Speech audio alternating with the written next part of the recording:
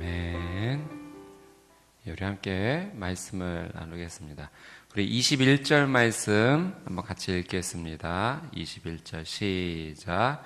그때 나는 아하와 강가에서 금식을 선포해 우리가 하나님 앞에서 스스로 낮춰 우리와 우리 자녀와 우리 모든 재산을 위해 안전한 여정이 되게 해달라고 기도했습니다. 아멘. 에스라가 아하와 강가에서 금식을 선포합니다. 왜 금식을 선포했는가? 또 금식은 어떤 의미가 있는가? 이 21절 말씀을 이렇게 보면 금식을 선포해서 그 다음에 뭐라고 설명합니까? 우리가 하나님 앞에서 스스로 낮춰. 여러분, 금식은 어떤 의미가 있는가? 오늘 21절 말씀을 바탕으로 우리가 하나님의 귀한 뜻을 받아들일 수 있는 것은 우리가 스스로 하나님 앞에 낮추기 위함입니다. 금식으로 하나님 앞에 기도한다는 것은 더욱더 하나님 앞에 엎드리기 위함입니다. 여러분, 우리가 하나님 앞에 엎드린다는 것은 어떤 의미가 있을까요? 그것은 있는 그대로 이런 의미가 있습니다. 우리가 하나님 앞에 엎드린다는 것은 내가 낮아짐으로 하나님은 높여드린다라는 의미가 있는 거죠. 하나님 앞에 간절히 제가 금식을 하며 나가기를 원합니다. 이제 그런 마음의 소원은 내가 더욱더 하나님 앞에 낮아져서 하나님이 하나님이심을, 하나님께만 영광을 올려드리기 원함을 내가 원합니다 라는 그 신앙의 고백이 담겨져 있다는 거죠. 여러분, 그렇다면 내 삶의 자세에서, 태도에서 정말로 하나님 앞에 더욱더 낮아지기를 원하고 그분의 은혜를 구하고 하나님이심을 온전히 올려드리기 위해서 낮아지기 위해 하나님 앞에 나가는 그 신앙의 태도는 그 자체가 금식 기도와 같은 의미가 있다라고도 우리가 생각할 수가 있습니다. 여러분, 오늘 우리 이 하루의 삶 속에서 우리의 삶의 태도를 어떻게 가져야 되는가? 내가 정말 하나님 앞에 온전히 낮아져 있고 그분만이 영광을 받으시기에 내 삶을 드리고 있는가? 한번 우리의 삶의 태도를 잘 점검해야 될 것입니다. 에스라는 하나님이 하나님이심을 드러내기를 원했어요. 다른 거 없었습니다. 그분이 진짜 모든 신 가운데 뛰어난 하나님이시다라는 것을 증명하고 싶었고 증거하고 싶었고 드러내고 싶었던 거죠. 그리고 자신이 한 그 신앙의 고백대로 하나님께서 은혜를 주실 것이다라는 그 귀한 신앙의 고백이 있었어요. 이 금식을 선포하게 된 이유의 많은 것 가운데 하나가 22절 말씀입니다. 22절을 같이 한번 읽어볼까요? 시작.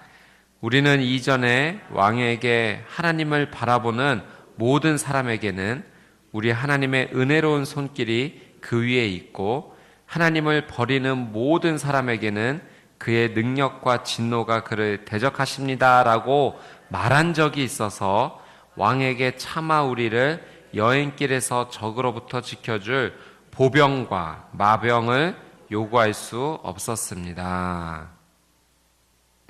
왕에게 에스라가 뭐라고 말한 적이 있다는 겁니까? 하나님을 바라볼 때 은혜가 임하고 하나님을 버릴 때 하나님께서 대적하십니다라고 신앙 고백을 했던 적이 있다는 거예요. 여러분, 하나님을 바란다라는 표현이 있고 하나님을 버린다라고 하는 표현이 있습니다. 하나님을 바라지 않으면 어떻게 되는 거예요? 그 자체가 하나님을 등지는 거죠. 그것은 하나님을 버리는 것입니다. 내가 신앙생활을 한다, 믿음이 있다, 하나님을 바란다라고 하는, 하나님을 믿는다라는 것은 이 하나님을 향해 온전히 시선이 그분에게 가 있는 것입니다. 여러분, 그렇지 않으면 그것이 믿음이 아니라는 거예요. 하나님을 바라지 않으면 하나님을 버리는 것이라 에스라의 신앙 고백을 통해서 우리는 확인할 수가 있습니다. 그런데 그가 이렇게 이야기한 적이 있어서 그 바벨론, 페르시아 그 땅으로부터 예루살렘으로 가는 그 길까지 마병과 보병을 요구할 수 없었다는 거예요. 여러분, 이 길이 짧은 길이 아닙니다. 그리고 혼자 가는 길, 몇 명이 가는 길이 아닙니다. 당시 2차 포로 귀환, 숫자가 한 9천 명 정도에 달할 정도로 대규모 인원이었어요. 그리고 어른들만 갑니까? 그렇지 않죠. 자녀들도 함께 가요. 많은 인원, 또 어린 자녀들까지, 또 몸만 가는 것이 아니라 많은 짐들을 짊어지고 가야만 됐던 상황입니다. 진행 속도가 느릴 수밖에 없었어요. 더군다나 이 길 가운데 이 상인들을 늘 습격을 했던 강도들이 늘 잠입해 있었어요. 매복해 있다가 이렇게 공격을 하곤 했어요. 그러니까 굉장히 어려운 길이었던 거예요. 도로가 잘 발달되어 있지도 않았고 여러 가지 상황 속에서 힘든 가운데 왕에게 마병과 보병을 요청하는 것이 옳은 듯 보였습니다. 그런데 예전에 신앙 고백을 이렇게 한 적이 있었기 때문에 그렇게 하지 못했던 거예요. 에스라는 자신의 신앙 고백과 믿음의 행동이 하나가 되기를 원했습니다. 말과 행동이 따로 분리되기를 원치 않았어요. 여러분 축복합니다. 오늘 이 하루의 삶 가운데 내 신앙의 고백과 신앙의 행동이 하나가 되기를 주님의 이름으로 축복합니다. 내가 말로는 나는 믿음이 있다, 하나님을 신뢰한다라고 얘기하지만 정작 내가 중요한 선택과 결정 앞에서 하나님을 신뢰하지 못하고 믿지 못하는 행동을 한다면 그건 진짜 믿음이 아니다라는 거죠. 에스라는 왕에게 군대를 요청하는 것, 이 당시의 상황 속에서 왕에게 군대를 요청하는 것을 부끄러운 일이라고 생각했어요. 왜? 자신의 신앙 고백과 다른 행동의 모습이기 때문에. 여러분, 마찬가지로 우리가 하나님보다 세상을 더 의지하는 일은요, 부끄러운 일입니다. 그것을 부끄럽게 생각할 수 있어야 돼요. 내가 하나님을 신뢰하고 그분 앞에 엎드려 기도하고 하나님의 은혜를 구하는 것보다 세상적인 방법과 세상적으로 보는 합리적으로 생각되어지는 그 모든 것들을 선택해 나가는 것들이 그것이 더 지혜로운 것처럼 보이지만 그것이 아니라 그것은 부끄러운 일이 될 수 있다는 거예요. 우리가 어떤 삶의 문제 앞에서, 삶의 결정 앞에서 우리는 하나님의 은혜, 하나님의 지혜, 하나님의 방법을 먼저 구하고 엎드려야 되는 거예요. 그것이 오늘 에스라가 선택한 금식 기도의 모습입니다. 나는 낮아지고 하나님은 높아지시는 것. 하나님께서 일하실, 하나님께서 역사하실 그 자리를 내어드리는 것이 이 금식의 신앙, 귀한 믿음의 신앙입니다. 그래서 23절 말씀 한번 같이 읽어볼까요? 23절 시작. 그래서 우리가 이 일을 두고 금식하며 하나님께 기도했더니 하나님께서 우리 간청을 들어주셨습니다. 아멘. 여러분, 우리의 신앙의 이 고백에 한 줄을 남길 수 있어야 돼요. 하나님께 간구했더니 하나님께서 들어주셨습니다. 오늘 이 하루의 마지막 시간에도 하나님 감사합니다. 내가 오늘 하나님 앞에 온전히 기도했더니 하나님 내 삶을 지키시고 보호해 주시고 인도해 주셔서 감사합니다. 이 고백에 믿음의 한 줄이 남게 되기를 주님의 이름으로 축복합니다. 예. 그래서 이 뒤로 31절 말씀 이렇게 넘어가 보면 이렇게 고백하죠. 31절 한번 같이 읽어볼까요? 시작. 그 우리는 첫째 달 12일에 아하와 강가를 떠나 예루살렘으로 갔습니다. 우리 하나님의 손길이 우리 위에 있었고 여호와께서 가는 길 내내 지켜주셨습니다.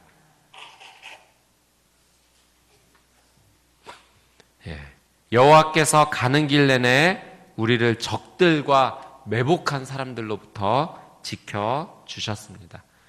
적들을 만나기는 했을 거예요. 매복한 사람들을 만나기는 했을 거예요. 그러나 큰 피해를 입지 않고 그것을 잘 어려움을 이겨내고 도착할 수 있도록 하나님이 은혜를 주셨다. 여호와의 손길이 우리 위에 있었다라는 그 고백을 하게 된다는 거죠.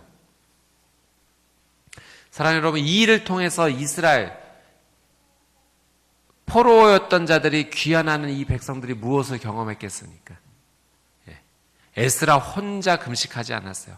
에스라가 금식을 선포했어요. 우리 다 같이 하나님 앞에 엎드려 기도하자. 그리고 같이 기도했어요. 그 아와 강가에서 금식을 선포하고 거기서 떠나 예루살렘으로 가게 되었습니다. 백성들은요, 이 예루살렘으로 향하는 이 길 가운데서 하나님이 하나님이시다라는 사실을 직접 경험하게 됩니다. 적들도 만나게 되었고 매복한 사람들도 만나게 되었지만 하나님의 은혜로 이것을 이겨내는 것을 보면서 하나님의 은혜가 임한다는 것은 이런 것이구나를 직접 체험한 거예요. 체험하는 신앙이 되었어요. 이스라엘 백성들만요? 아니요. 우리 아이들, 이 아이들, 다음 세대 아이들이 하나님이 어떠한 분이신지를 직접 알게 되었다는 거예요. 여러분, 우리에게 어떤 책임이 있는가? 다음 세대에게 하나님이 하나님이심을 보여줄 책임이 있어요. 그런 의무가 있어요. 여러분, 내가 오늘 이 하루 믿음으로 산다는 것은 그냥 나 혼자 믿음으로 사는 것이 아니라 이 믿음으로 사는 것이 어떤 것이다라는 것임을 우리 자녀들에게 보여주는 거예요. 금식하자, 기도하자, 우리가 낮아지자, 말씀으로 행하자, 그렇게 선포하고 그렇게 행동을 하면 자녀들이 보게 되는 거예요. 아, 우리의 부모님들이, 우리의 아빠가, 우리 엄마가 이렇게 믿음으로 행동했을 때 하나님이 어떻게 역사하시는가 보게 되는 거예요. 아, 하나님은 정말 살아계시는구나. 하나님은 정말 역사하시는구나. 그것을 정말 체험한 바가 되는 거죠. 하나님을 만진 바 된 것이고 하나님을 본 것이 된 거예요. 예전에는 귀로만 들었었는데 이제는 직접 하나님을 보게 되는 역사가 일어나는 거예요. 여러분, 이것이 아무렇지도 않은 사건이 아닌 거예요. 2차로 포로로 귀환하면서 얼마나 마음이 심란했겠습니까? 이미 포로로 잡혀간 지 150년이나 되는 상황이에요. 거기에서 이미 정착한 거예요. 거길 떠나온다는 게 더 힘든 거죠. 나에게 익숙한 문화, 익숙한 땅, 익숙한 사람들을 떠나 다시 새로운 땅으로 간다는 건 더 힘든 일이었을 거예요. 그러나 그 귀한 과정 가운데 하나님의 역사가 무엇인지를 제대로 체험했다는 사실이죠. 사랑하는 여러분, 어려운 문제 앞에서 사랑하는 자녀들에게 그것을 오픈하고 기도 요청하실 수 있어야 돼요. 그게 자녀를 살리는 길입니다. 니네들이 기도해봤자 니네들은 가만히 있어 내가 기도할 테니 이게 아니라 지금 이런 상황이다. 우리 같이 이 문제에 대해서 우리 하나님 앞에 기도하자. 그건 자녀에게 아주 중요한 신앙 교육이 되는 거예요. 예전에 지난 여름에 캄보디아에 아우니치 가서 선교사님 만났는데 아이들을 이렇게 잘 양육하는 선교 사역을 한 부분 감당하고 계세요. 그 아이들에게 기도 요청을 하는 거예요. 너희들이 함께 기도할 때 그 학교 아직 들어가지도 않은 아이들, 이제 막 학교 들어간 아이들 뭘 알겠습니까? 너희들이 함께 기도할 때 하나님께서 우리에게 예배할 좋은 처소를 주실 거야. 그걸 오픈하고 기도했더니 정말 하나님께서 놀랍게 땅을 주셨어요. 그래서 일단 그 나라 상황 속에서 가장 기본적으로만 구조를 갖추고 예배를 드리신다는 거죠. 이제 또 기도하시는 거예요. 어떤 기도? 여기를 하나님께 우리가 기도하면서 2층으로 올리기를 우리 같이 기도하자. 도서관도 생길 거야. 공부방도 생길 거야. 하나님을 예배하는 아주 거룩한 장소가 생길 거야. 같이 기도 요청하신다는 거예요. 아이들이 함께 기도하면서 하나님의 역사가 어떻게 진행될지를 같이 보는 겁니다. 그리고 자신들도 믿음을 드리는 거예요. 그들이 한 푼, 두 푼, 얼마나 되겠습니까? 그 가난한 아이들이 가져온 헌금이 그 얼마나 큰 도움이 되겠습니까? 그러나 믿음을 드리는 거죠. 내가 기도하고 하나님 앞에 예물 드리고 우리가 같이 마음을 모으면 하나님께서 놀랍게 역사해 주실 거예요. 여러분, 사랑하는 자녀들에게 우리의 삶을 오픈해야 돼요. 우리 같이 기도하자. 그것은 그냥 단순한 오픈이 아니라 자녀들의 신앙을 키워줄, 다음 세대에게 믿음을 보여줄 아주 중요한 믿음의 행동이 될 것입니다. 가만히 보면 우리의 인생은 오늘 이스라엘 백성들이 이 포로지에서 예루살렘으로 가는 것처럼 어렵고 힘든 여행길과 같지 않습니까?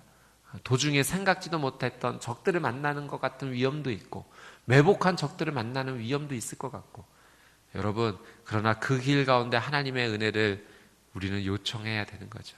하나님 지켜주십시오. 은혜를 주십시오. 어려운 여행길 가운데 우리는 세상을 사실 더 의지하기가 싫습니다. 돈을 의지하기가 쉽고 사람을 의지하기 쉽고 명예를 의지하기 쉬운 것이 우리의 삶이에요. 그러나 그것은 하나님께서 원하시는 삶이 아니다. 여러분, 결국 깨어있지 않으면 우상 숭배하는 길로 우리가 쉽게 접어들 수밖에 없습니다. 오늘 이 말씀을 통해서 하나님께서 우리에게 깨닫게 해주시는 것은 우리가 더욱더 낮아져야 된다. 하나님이 하나님이심을 경험해야 된다. 기도해야 된다. 하나님의 은혜가 머문다는 것이 무엇인지 알아야 된다라고 가르쳐 주십니다. 오늘 이 하루도 하나님 앞에 말씀과 기도로 주님을 온전히 신뢰하며 거룩한 여행이 되시기를 주님의 이름으로 축복합니다. 아멘. 오늘 말씀의 두 번째 이야기는 이런 내용입니다. 하나는 금식을 선포해서 안전하게 하나님께서 인도해주셨다는 내용과, 두 번째는 함께 운반해야 될 하나님께 드릴 많은 예물을 안전하게 운반하는 것에 대한 이야기가 적혀져 있습니다. 에스라는 이 일에 대해서 어떻게 처리하는가? 24절 말씀에 보니까 제사장 가운데 지도자를 12명을 선출을 하게 됩니다. 12명을 선출하고 그들에게 어떤 임무를 맡기게 되는가? 25절 말씀에 보니까 왕과 참모들과 귀족들과 거기 있었던 모든 이스라엘 백성들이 하나님의 집을 위해 어떻게 했습니까? 예물을 드렸어요. 어떤 예물을 드렸습니까? 금, 은, 집기, 여러 가지 예물을 드렸어요. 그것을 어떻게 했는가? 무게를 쟀다는 거예요. 달았다. 무게를 정확하게 재기 시작합니다. 그래서 그 무게가 얼마나 나가는지 26절, 27절 이렇게 기록이 되어 있었던 거죠. 은이 몇 달란트, 금이 몇 달란트 아주 세세하게 기록을 합니다. 그리고 29절 말씀에 보니까 그들에게, 이 12명들에게 어떤 사명, 어떤 임무를 맡겼냐면 이것들을 잘 기록해서 29절 마지막에 잘 지키십시오 라고 부탁을 하게 되는 거죠. 맡깁니다. 그리고 예루살렘에 도착한 후에 그것을 어떻게 했는가? 다시 그 무게를 재서 33절 말씀해 보니까 한번 같이 읽어볼까요? 33절 시작. 넷째 날에 우리는 하나님의 집에서 금과 은과 집기들을 달아서 제사장 우리아의 아들 무레못의 손에 맡겼습니다. 예, 여기까지. 다시 정확하게 그 무게를 측정한 뒤에 이제 2차 귀환이었기 때문에 예루살렘 성은 지어져 있었어요. 그리고 이미 그곳에서 섬기고 있었던 사람이 있었죠. 그 성전의 예물을 관리하는 자였던 것 같아요. 그에게 이것을 잘 인양합니다. 다시 맡기는 거예요. 여러분, 이 재물, 하나님께 드린 예물을 관리하는 에스라의 지혜로운 모습을 우리는 보게 됩니다. 재물을 관리하는 것은 정말 중요해요. 왜냐하면 이 재물을, 하나님의 재물을 관리를 잘 못하게 되면 시험에 빠지기 때문에 그렇습니다. 성경에 보면 하나님의 예물을 잘 관리하지 못했던 그런 이야기들을 우리는 만나게 되죠. 이스라엘 백성들이 가나안 땅에 처음 들어가서 치렀던 전쟁이 여리고 전투였습니다. 정말 기적적으로 하나님의 은혜로 그 성을 점령하게 되고 이기게 됩니다. 그런데 아간이라고 하는 사람이 하나님 말씀에 순종하지 않고 자기의 것으로 몇 개를 훔쳐갔어요. 그래서 어떻게 됐습니까? 정말 그 다음에 아이성, 점령하기 너무 쉬울 거라 생각했던 그 아이성에서 패배하게 되고 다시 한번 뒤를 돌아보게 되죠. 하나님의 재물을 정직하게 관리하지 못한다는 것은 이 시험에 빠질 만한 일입니다. 신약 시대로 넘어와서 또 그런 일도 있지 않았습니까? 아나니아와 삽비라, 하나님 앞에 드리겠다라고 처음에 작정한 것을 마음이 변개해서 욕심이 생겨서 일부를 감추었던 그 부부의 이야기, 하나님께서 기뻐하지 않으셨던 것을 우리는 보게 됩니다. 그러니까 하나님께 드린 예물과 재물을 지혜롭게 관리하는 것은 정말 중요한 일이에요.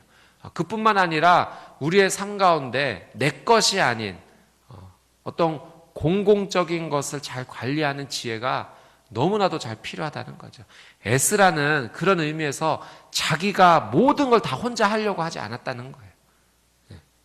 이것도 내가 하고 저것도 내가 하고 이런 일을 감당한 것이 아니라 에스라는 리더로서 영적인 일을 관리를 했고, 그리고 재물을 관리하는 것은 12명의 지혜로운 지혜자들을 뽑아서 그들에게 맡겼다는 거예요. 자, 정확하게 재라. 너희 12이 잘 관리하고 도착하면 관리자에게 다시 재서 이것을 넘겨라라고 지혜롭게 행동했던 것입니다. 사랑하는 여러분, 하나님께서 우리에게 맡겨주신 일들이 있습니다. 근데 그 일들에 대해서 하나님께서는 그것을 나 혼자 감당하기를 원치 않으신다는 거예요. 우리 모두가 함께 지혜롭게 그 일을 감당하기를 원하세요. 나 혼자 이 일을 다 해야 된다라고 생각하지 마십시오. 오늘 이 말씀에서 계속해서 이어지는 그 전날의 말씀도 에스라가 이스라엘 백성들을 데리고 함께 귀환할 때 보니까 레위 사람이 없는 것을 보게 되었어요. 하나님의 성전 또 하나님의 일을 감당할 레위 사람들이 부족해서 어떻게 합니까? 요청해요. 지도자들을 뽑아서 레위 사람들을 다시 보내달라고 한 가문을 찾아가서 요청해서 그들이 함께 합류를 하게 됩니다. 레위 사람이 없네? 그러면 우리 중에서 누가 하지 뭐 어쩔 수 없잖아. 이렇게 한 것이 아니라 하나님께서 맡기신 일은 정확하게 이거는 레위 사람들이 해야 될 일. 레위 사람들이 없다면 요청했다는 거예요. 함께 해 주십시오. 여러분, 요청할 수 있어야 돼요. 함께 해달라고 부탁할 수 있어야 돼요. 하나님의 일은 함께 해나가는 것입니다. 우리 함께 기도합시다. 에스라는 기도할 때도 혼자 하지 않았어요. 우리 같이 금식합니다. 같이 하나님 앞에 엎드립니다. 함께 엎드리고 하나님 앞에 함께 기도했다는 거예요. 여러분, 함께 하는 거예요. 우리의 가족이 함께 하는 거예요. 요청하는 거예요. 사랑하는 남편에게 요청하셔야 됩니다. 여보, 우리 같이 기도해요. 사랑하는 아내에게 같이 부탁해야 돼요. 여보, 우리 같이 기도해요. 사랑하는 자녀들에게도 같이 부탁해야 돼요. 얘들아, 우리 같이 기도하자. 우리 같이 이 믿음의 행동과 삶을 함께 해나가자. 하나님의 일을 감당할 때 우리 주변 성도님들에게 집사님, 권사님, 성도님, 우리 같이 해요.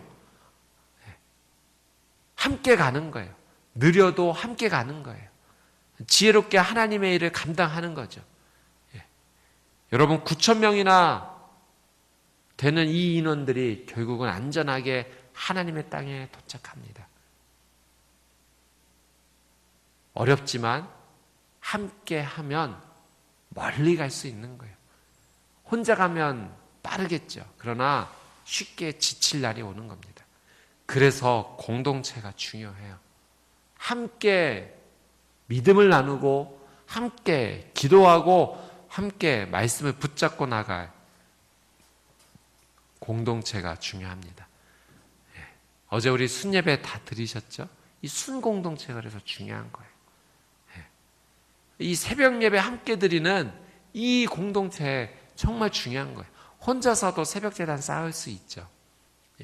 정한 시간에 일어나 큐티하고 그렇게도 할 수 있습니다. 어쩔 수 없는 상황 속에서는 그렇게라도 하셔야 됩니다. 근데 할 수만 있다면 이 자리에 함께 나와서 함께 마음을 모아 기도하는 거죠. 함께 할 때 하나님의 더 큰 은혜, 하나님의 그 놀라운 은혜를 우리는 함께 체험할 수가 있습니다. 사랑하는 여러분, 오늘 이 하루뿐만 아니라 우리의 삶이 하나님께서 허락하신 이 귀한 삶을 나 혼자가 아니라 함께하며 또 하나님의 지혜로 온전히 감당하게 되기를 주님의 이름으로 축복합니다. 아멘.